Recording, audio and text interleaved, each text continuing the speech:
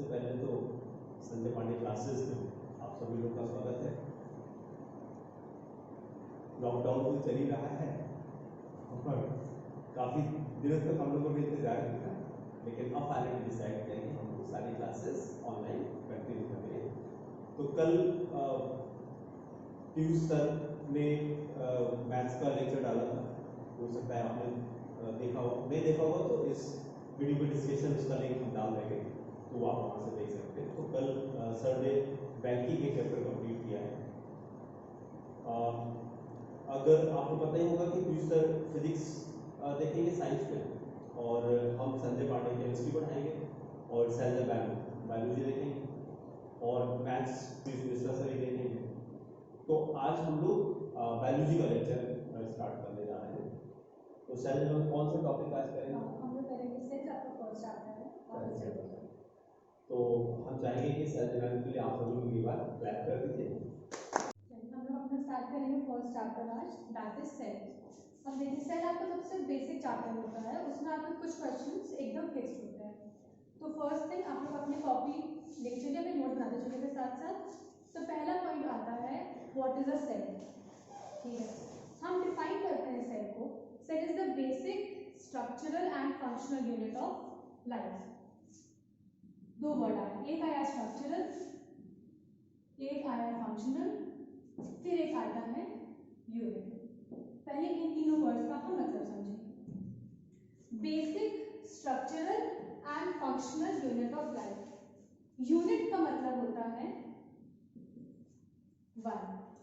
For example, अगर आपको कोई दीवार खड़ी करनी है तो आपको बेसिक चीज रिक्वायरमेंट होती है, दैट इज ब्रिक्स। आप ब्रिक्स को जोड़ते जाइए तो एक दीवार खड़ी हो जाती है ऑटोमेटिकली। सिमिलर तरीके से किसी भी लिविंग चीज में सबसे छोटा जो पार्ट आता है दैट इज कॉल्ड सेल। अगर आप सेल्स को जोड़ते जाएंगे धीरे धीरे आपकी पूरी बॉडी खड़ी हो जाती है। उसी सेल को हम अभी डिफाइन करने जा रहे हैं as structural and functional unit of a body. देखिए, स्ट्रक्चरल यूनिट का मतलब क्या है? एक सबसे छोटी चीज जो किसी का स्ट्रक्चर डिफाइन कर दे। फंक्शनल यूनिट, सबसे छोटी चीज जो किसी का फंक्शन डिफाइन कर दे। फॉर एग्जाम्पल, हमने दो ऑर्गन्स लिए, एक लिया हमने किडनी, एक ले लिया हमने आपका एक लंग। दोनों का फंक्शन एकदम अलग है, दोनों का स्ट्रक्चर एकदम अलग है। किडनी का फंक्शन होता है कि ये ब्लड को प्यूरिफाई कर रहा है, आपके लंग्स का फंक्शन होता है कि ये आपका ब्रीदिंग में हेल्प कर रहा है। इस सेल की जो प्रॉपर्टी है, जो किडनी की सेल की प्रॉपर्टी है, फर्स्ट प्रॉपर्टी एज स्ट्रक्चर, वो इसको ये शेप दे रहा है। सेकंड जो प्रॉपर्टी इसके फंक्शन के टर्म्स में है वो ये है कि ये एक सेल ब्लड प्यूरिफिकेशन में काम कर रहा है। सिमिलरली अगर हम आपके लंग्स पे आते हैं, पहला फंक्शन जो आएगा इस लंग के सेल का वो ये होगा कि वो उसको एक रफली ट्रायंगुलर शेप दे रहा है। सेकंड काम जो कर रहा है कि वो यहाँ पे हेल्प कर रहा है ब्रीदिंग में। अब अगर हम किडनी के सेल को डाल दें एक लंग में, या फिर लंग के सेल को डाल दें किडनी में, तो इनका आपस में कोई काम नहीं होगा। इसका मतलब कि किसी भी ऑर्गन में जो एक सेल होता है, हर ऑर्गन का सेल का फंक्शन अलग अलग होता है। हर एक सेल एक पर्टिकुलर चीज को एक डेफिनेट शेप देता है, डेफिनेट स्ट्रक्चर देता है एंड डेफिनेट फंक्शन देता है। इसी का मतलब आया cell is the basic structure देना एंड फंक्शन करना यूनिट ऑफ लाइफ। अब अगर डेफिनेशन क्लियर हो गई हो तो हम लोग आगे बढ़ते हैं।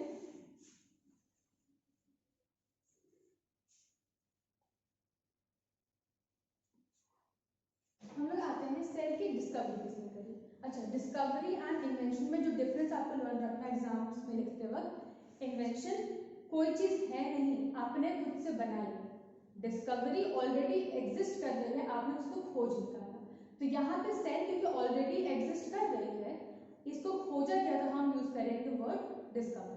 ठीक है, तो सेल को फर्स्ट टाइम स्टडी करा था एंटनी वैन ल्यूवेनहोक ने।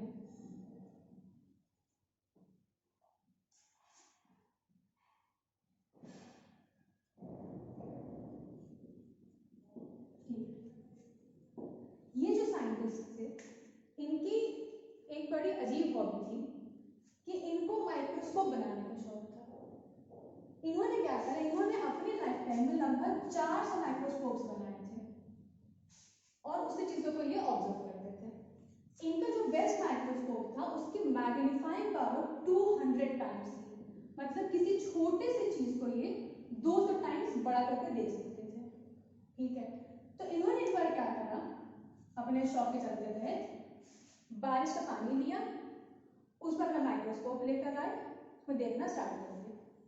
बारिश के पानी में इन्हें कुछ चीजें हिलती हुई दिखाई पड़ी, बट क्योंकि छोटी छोटी चीजें 200 टाइम्स से बहुत बड़ी दिखाई नहीं पड़ रही थी, उन्होंने कहा कि पानी में कुछ लिविंग चीजें हैं जिन्हें हम देख नहीं पा रहे प्रॉपर्ली, बट एग्जिस्ट कर रही हैं। इन्होंने क्या करा था, अपने माइक्रोस्कोप में इन्होंने एक बाइकॉन्वेक्स लेंस का यूज करा था। प्रॉपर्टी क्या होती है बाइकॉन्वेक्स लेंस की, आप छोटा सा चीज लोगे, ये उसको बड़ा करके दिखाता है, मतलब इतनी सी चीज आपको कह लीजिए इतनी बड़ी दिखाई पड़ रही है इस केस में, बट तब भी इतना बड़ा होने के बावजूद भी वो प्रॉपर्ली एक्सप्लेन नहीं कर पा रहे थे कि ये चीज जो थी पानी में वो क्या थी। इसके बाद आए रॉबर्ट हुक।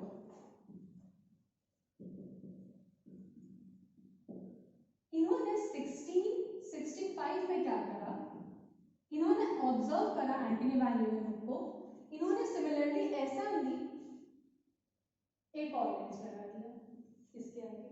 अब जो चीज इतनी की इतनी दिख रही थी, अब वो इतनी की और बड़ी दिखने लग गई। अब रॉबर्ट हुक को दिखाई देने लग गया कि ये जो चीज जो एंटनी नहीं देख पा रहे थे वो क्या चीज थी।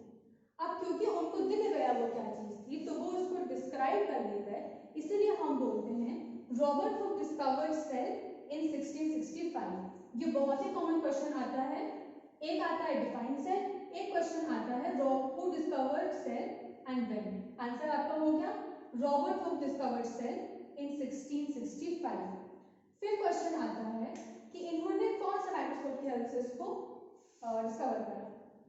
जो एंटनी वैन ने यूज करा था उसमें केवल एक लेंस था, तो इसको आप बोलते हो इन्होंने काम करा था सिंपल माइक्रोस्कोप की हेल्प से। रॉबर्ट हुक ने क्योंकि दो लेंस का यूज करा था, तो इसको आप बोलते हो कंपाउंड माइक्रोस्कोप।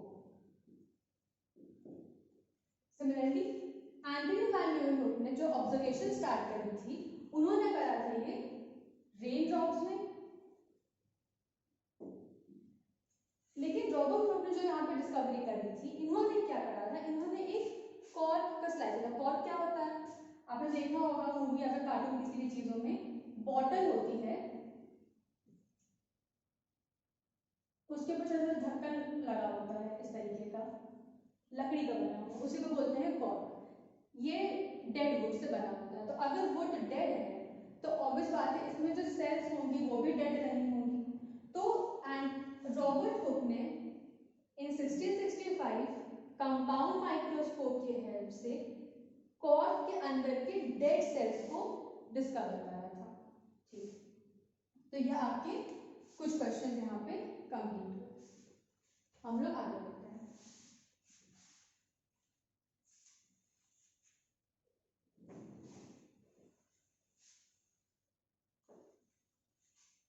अब जब एक बार डिस्कवरी हो चुकी है आपके सेल की, तब और साइंटिस्ट आना स्टार्ट हुए। उन सारे साइंटिस्ट ने अपनी अपनी डिस्कवरी करना स्टार्ट करी, तो हम उन सारे साइंटिस्ट को मिला के एक 3 थ्योरीज दी गई थी, उन तीनों थ्योरी को मिला के बोलते हैं सेल थ्योरी। ये बहुत सिंपल है, आपने डेफिनेशन में करा था cell is the basic structural and functional unit of life. तो पहली थ्योरी दी गई थी कि cell is the structural unit of life. Second theory आई थी cell is the functional unit of life. या तो सेम डेफिनेशन वाला हो गया। थर्ड अलग थी, उन्होंने कहा था all new cells arise from pre-existing cells.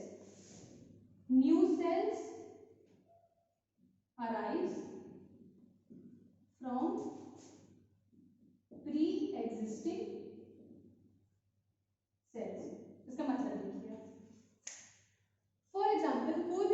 पास एक लिविंग सेल है यहाँ पे।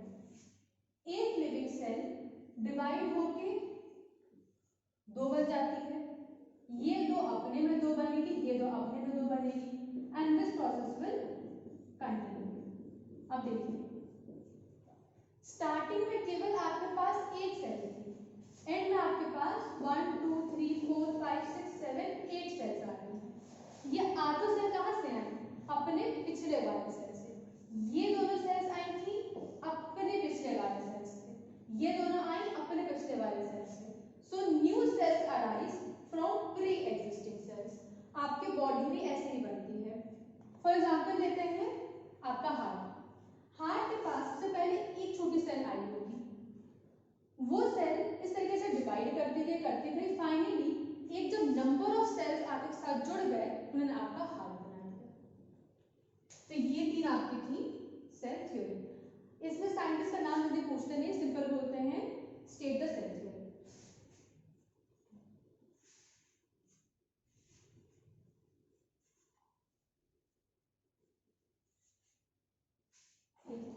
फिर हम लोग आते हैं, अब देखिए हमने यहाँ पे कर लिया कि new sales arise from pre existing cells, मतलब कि तीन पॉसिबिलिटीज आती हैं। एक कि कुछ ऑर्गेनिज्म केवल एक सेल के बने हैं, कुछ हो सकता है कुछ ग्रुप में बने होंगे, कुछ थाउजेंड्स में यहाँ पे सेल प्रेजेंट है, कुछ ऐसे ग्रुप में हो सकते हैं कि यहाँ पे millions and billions of cells पड़े हों। ठीक है, अब देखिए अगर आपको सेल को मेजर करना होता है तो उसको आप मेजर करते हैं माइक्रोन के टर्म्स में, इसको आप ऐसे रिप्रेजेंट करते हैं, इसी को माइक्रोमीटर भी कहते हैं। अब देखिए ये होता क्या है, 1 micron is equal to 10 to the power -6 metres. अब 1 मीटर कितना होता है?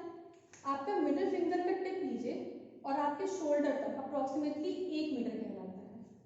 अगर यहाँ पे 10 की पावर -6 है, इसका मतलब है कि 1/6 zeros 1 2 3 4 5 6, ये लगभग आपका आ गया 10 100,000 10,000 लाख।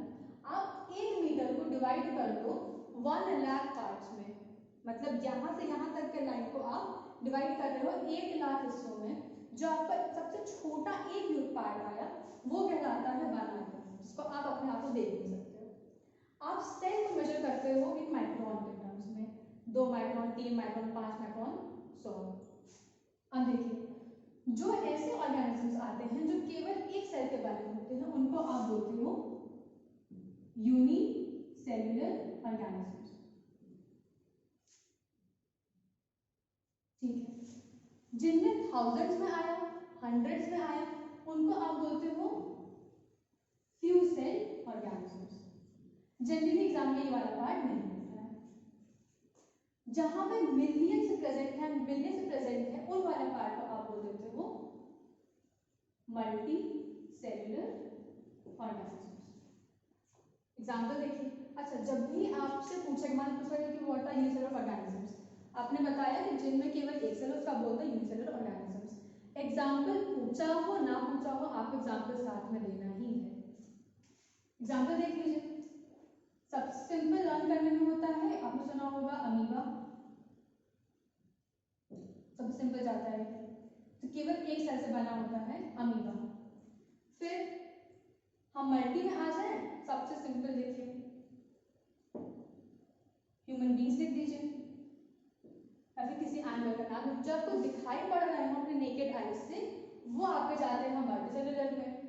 मैंगो आपको दिखाई पड़ रहा है तो मैंगो में एग्जाम्पल आ जाएगा, जो दिखाई नहीं पड़ रहा है वो एग्जाम्पल आपका आ गया यूनिसेलुलर में। डिफरेंशिएट पूछ सकते हैं बिटवीन यूनिसेलुलर एंड मल्टीसेलुलर, तो सिंपल लिख सकते हैं यहाँ केवल एक है, यहाँ millions and billions of cells हो जाएंगी।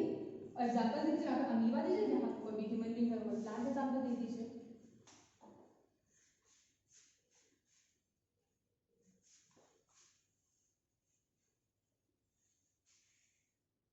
आगे बढ़ते हैं। अब हमको देखना है 3 क्वेश्चन हैं जो अक्सर आते हैं। पहला क्वेश्चन पूछता है name the smallest cell, second longest cell, third largest cell. अब देखो हम पहले आते हैं आपके स्मॉलेस्ट सेल के साथ। स्मॉलेस्ट में दो आता है, एक आता है बैक्टीरिया, एक आता है आपका रेड ब्लड सेल। अच्छा आरबीसी मत लिखिए, मुझे फुल फॉर्म में लिखा करिएगा, रेड ब्लड सेल। उन्होंने पूछा नेम द स्मॉलेस्ट सेल, आप लिखोगे बैक्टीरिया। उन्होंने पूछ लिया name the smallest cell in a human body, आप लिखेंगे रेड ब्लड सेल। सेकेंड आते हैं आपके लॉन्गेस्ट सेल के पास। आपका लॉन्गेस्ट सेल आता है नर्व सेल। जो नर्व सेल होता है ये 1 to 2 मीटर वेरी कर सकता है। हमने अभी भी करा, यहां से लेकर यहां तक 1 मीटर होता है, मतलब इतनी लंबी आपके में एक नर्व सेल एग्जिस्ट कर सकती है। ये आपका आ गया लॉन्गेस्ट सेल। अब आते हैं लार्जेस्ट सेल पे, तो यहां पर आता है ऑस्ट्रिच एग। अच्छा ऑस्ट्रिच एग काफी बड़ा सा होता है। एग के अंदर 3 पार्ट होते हैं, एक इसका आउटर मोस्ट शेल होता है, कलर का दिखाई देता है, और जब कभी अंडा तोड़ते हैं तो अंदर एक येलो वाला पार्ट होता है और यहाँ पर व्हाइट वाला पार्ट भरा होता है। येलो वाले पार्ट को आप बोलते हो यॉर्क, व्हाइट वाले पार्ट को आप बोलते हो एल्ब्यूमिन, और ये वाला आपका शेल हो गया। जब इस एग को ऑस्ट्रिच गर्मी देती है तो उस टाइम पर केवल जो इसका ये येलो वाला पार्ट है इसी से एक चिक प्रोड्यूस होता है। ये जो आपका एल्ब्यूमिन आया व्हाइट वाला पार्ट होता है, और जो शेल आया ये काम का नहीं होगा, ये केवल काम आया प्रोटेक्शन वगैरह करने में। तो हमको अब क्योंकि लाइफ ओरिजिनेट केवल इस येलो वाले पार्ट से कर रही है, तो हम इस ऑस्ट्रिच के एग में केवल इस येलो वाले के बारे में बात कर रहे हैं, यॉर्क के बारे में बात कर रहे हैं, जो कि लार्जेस्ट सेल एग्जिस्ट कर रहा होता है। तो 3 आ गया, smallest cell bacteria, smallest cell in body red blood cell, longest cell में आपके पास आ जाएगा नर्व सेल जो वेट कर रहा है 1 to 2 मीटर, लार्जेस्ट में आपका आ जाएगा ऑस्ट्रिच एग। ऑस्ट्रिच एग में भी केवल इसका येलो यॉर्क वाला पार्ट।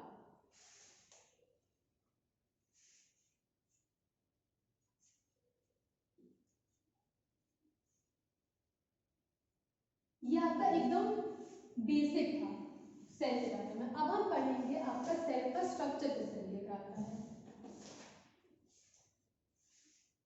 अब देखिए, अच्छा एक और चीज, आपका सेल अलग अलग साइजेस में होता है और अलग अलग शेप में होता है। आपके चीक के सेल्स अलग होंगे, आपके स्किन के सेल्स अलग होंगे, आपके अलग अलग ऑर्गन के अलग अलग सेल्स होंगे। उन हर एक का शेप डिफर कर रहा है और हर एक का फंक्शन डिफर कर रहा है। कुछ ऐसे होंगे जिनके पास ज्योमेट्रिक है, जिनके पास डिफाइंड शेप, मान लीजिए आपके पास आ गया सर्कल, ज्योमेट्रिक शेप हो गया डिफाइंड। आपके पास आ गया रेक्टेंगल शेप का सेल, या आपका डिफाइंड हो गया। कुछ ऐसे आते हैं, मान लीजिए इस तरह का आ गया, अब मेरे को ज्योमेट्रिक शेप करना है, तो ये आपका आ जाएगा नॉन डिफाइंड शेप या फिर नॉन ज्योमेट्रिक शेप। आपका आखिरी वाला आता है एकदम इरेगुलर, वो अपना शेप आराम से चेंज करना। आपका आता है अमीबा, अपना शेप चेंज करती है, शेप आती है, एक आता है शेप का डेफिनेट शेप होगा, एक शेप डेफिनेट नहीं होगा, एक का कोई शेप नहीं, अपना शेप लगातार चेंज कर सकता है।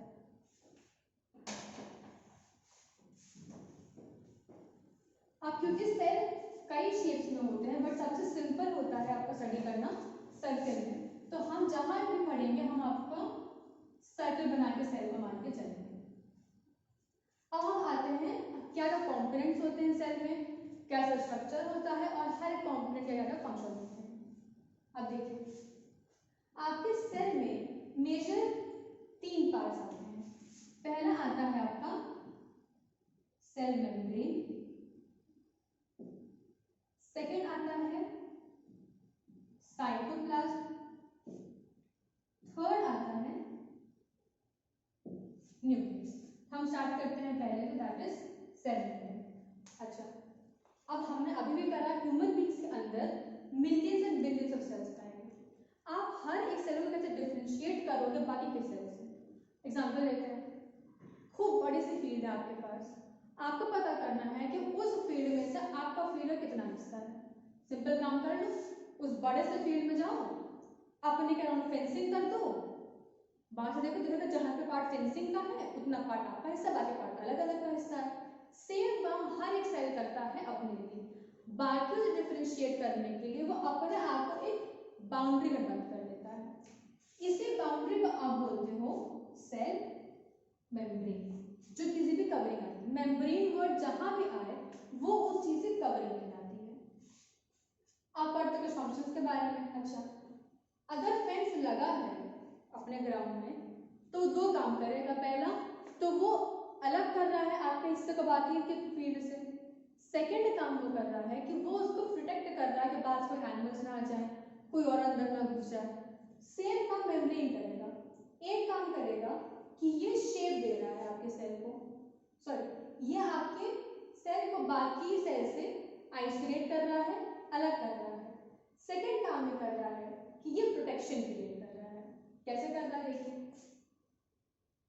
आपके सेल मेम्ब्रेन में छोटे छोटे पोर्स होते हैं। पोर का मतलब छेद, खड्डा, जो भी है, बहुत ही माइन्यूट पोर्स होते हैं, लेकिन उन पोर्स में सब कुछ पास नहीं कर सकता है। आप बोलते हो कि आपका सेल मेम्ब्रेन सेमी परमिएबल है।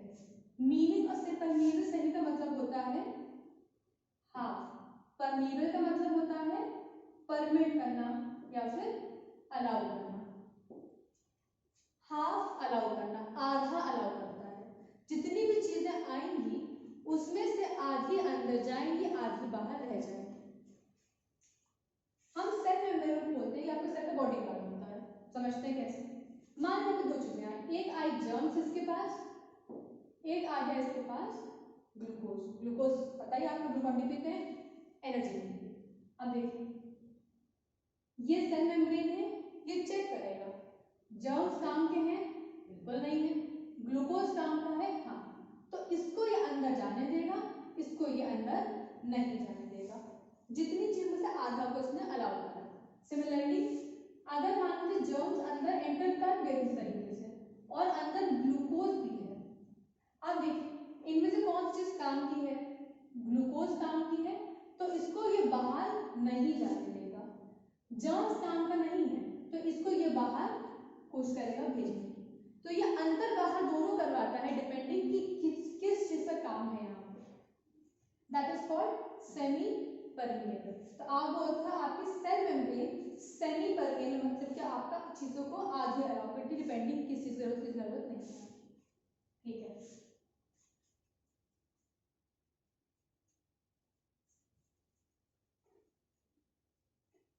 अच्छा ठीक है। हमने अभी कहा कि आपके सेल का जो एक आउटर मोस्ट स्ट्रक्चर आया वो आपका आ गया सेल मेम्ब्रेन। ये हम बात कर रहे हैं केवल एनिमल्स की। अपने बुक में देखिएगा जहां आपका एनिमल सेल है वो थोड़ा सा ऐसे बनाया गया होगा, मतलब कोई डिफाइंड शेप नहीं दिया गया होगा। जहां प्लांट सेल बनाया गया है वो या तो रेक्टेंगल में बनाया गया होगा, सर्कल में, हेक्सागन में, कैसे भी करके, मतलब वहां पर आपको एक ज्योमेट्रिक शेप दिया गया है। उसका भी रीजन देखिए, ये आपका एनिमल सेल आया, ये आपका प्लांट का सेल आया। आपके एनिमल सेल को ये एक डेफिनेट शेप नहीं दिए, लेकिन वहीं पे प्लांट को सेल का शेप दिए हैं। क्यों ऐसा कर रहे हैं? दोनों के पास सेल मेम्ब्रेन प्रेजेंट होगी, हर सेल के पास सेल मेम्ब्रेन होती ही होती है, चाहे वो डेड हो या लिविंग हो, ऊपर रहेगी रहेगी। सेल मेम्ब्रेन प्रेजेंट है दोनों के पास। प्लांट के पास सेल मेम्ब्रेन के एडिशन में एक एक्स्ट्रा कवरिंग आ जाती है, इसको आप बोलते हो सेल वॉल। सेल वॉल केवल प्रेजेंट होती है आपके प्लांट्स में, मतलब कि एनिमल के पास सेल वॉल नहीं है, प्लांट के पास सेल वॉल है। अब देखिए हमने पढ़ा अभी भी मेम्ब्रेन का क्या था, एक खाली अलग कर रहा है, बाकी सेल से आइसोलेट कर रहा है, सेकंड काम कर रहा है प्रोटेक्शन करने का। सेम काम सेल मेम्ब्रेन यहाँ भी करेगा। जो एडिशनल सेल वॉल आया उसका फंक्शन देखा जाए। सेल वॉल क्या कर रहा है, ये दे रहा है shape. This is the reason कि हमारे एनिमल्स मतलब हमारे सेल्स एकदम परफेक्ट शेप के नहीं होते हैं, because we do not have a cell wall. Plant cells के पास एक सेल वॉल प्रेजेंट होता है और इसका काम ही होता है शेप देना। दैट इज व्हाई आपके प्लांट्स के पास प्लांट के सेल पर डेफिनेट शेप होता है बिकॉज ऑफ सेल वॉल। अक्सर एग्जाम में आता है differentiate between cell membrane and cell wall. कैसे डिफरेंशिएट करेंगे आप इसको, सेल मेम्ब्रेन लिखा और सेल वॉल लिखा। पहला काम कर लीजिए, ये आपका आउटर मोस्ट स्ट्रक्चर या फिर part of an animal cell आया, ठीक है। एक चीज देखिए, फिर यहां पर जो डिफरेंस होगा, ये आपका आउटर मोस्ट है ऑफ अ प्लांट सेल, ठीक है। सेल मेम्ब्रेन आउटर मोस्ट है आपके एनिमल सेल का, सेल वॉल है आपका आउटर मोस्ट प्लांट सेल का। सेकेंड डिफरेंस देखिए, cell membrane is present in both animals and plants, whereas cell wall is present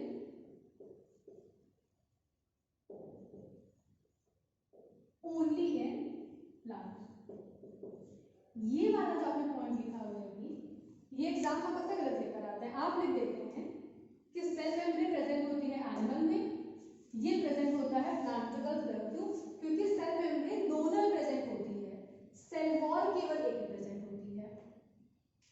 third difference देखिए, हमने अभी भी करा, आपका सेल मेम्ब्रेन होता है सेमी परमिएबल, मतलब आधा अलाउ कर रहा है। सेल वॉल पर आइए अगर, ये आपका होता है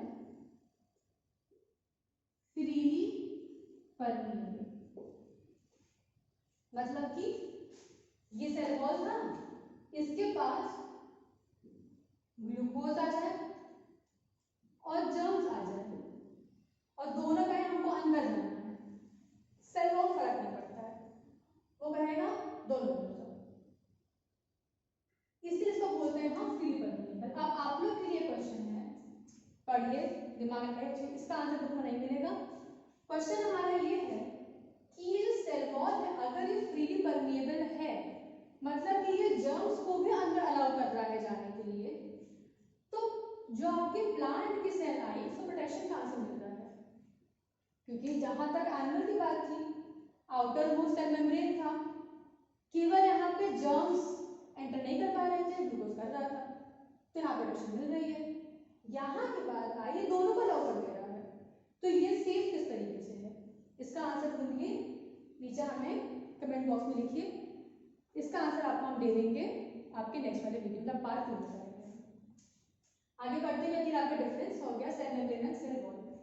ठीक, हम इतना पार्ट हमने कंप्लीट कर लिया। अब ये बाकी दोनों पार्ट हम करेंगे आपके पार्ट 2 में। आज के लिए पहले इतना पार्ट पढ़ लीजिए। Thank you.